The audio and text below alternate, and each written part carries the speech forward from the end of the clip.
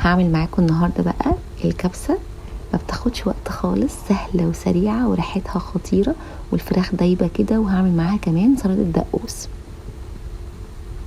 اول حاجه معايا بقى كده حله، بنزل بقى بربع فنجان من الزيت، وهنزل كمان فصين من المستكه. اول كده ما الفصين المستكه يسيحوا اروح منزله بقى كده الفراخ. انا معايا هنا فرخه مقطعاها على 8، هبتدي ان انا اشوحها لغايه ما تاخد لون بسيط.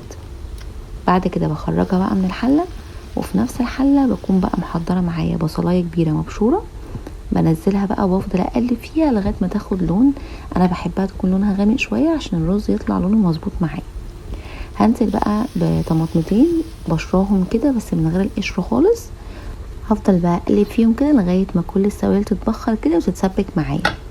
هنزل بقى بالفراخ وهقلبهم تقليبه، وهنزل بقى بالتوابل بتاعتي. معايا معلقه كبيره من الكزبره الناشفه، ومعلقه من البابريكا، ومعلقه من الكاري، والملح طبعا بقى على حسب ذوقكم، ونص معلقه من الفلفل الاسود، ومعايا كمان بقى 7 بهارات. هنزل كده بمعلقتين صغيرين.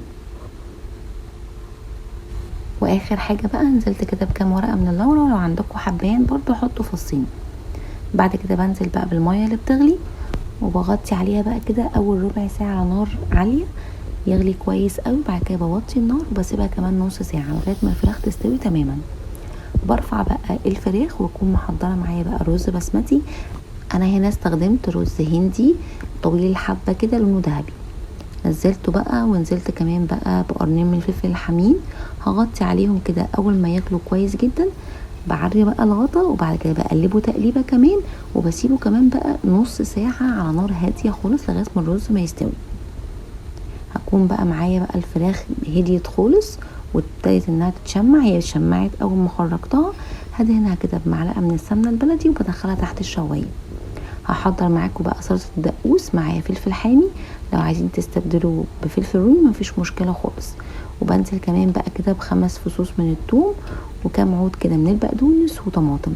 وهنزل كمان بقى بالملح، ومعاهم بقى فلفل اسود وكمون وشطه او بابريكا، وكمان كزبره ناشفه وعصير ليمون ومعلقه من الخل، ومعاهم كمان ربع فنجان من الميه.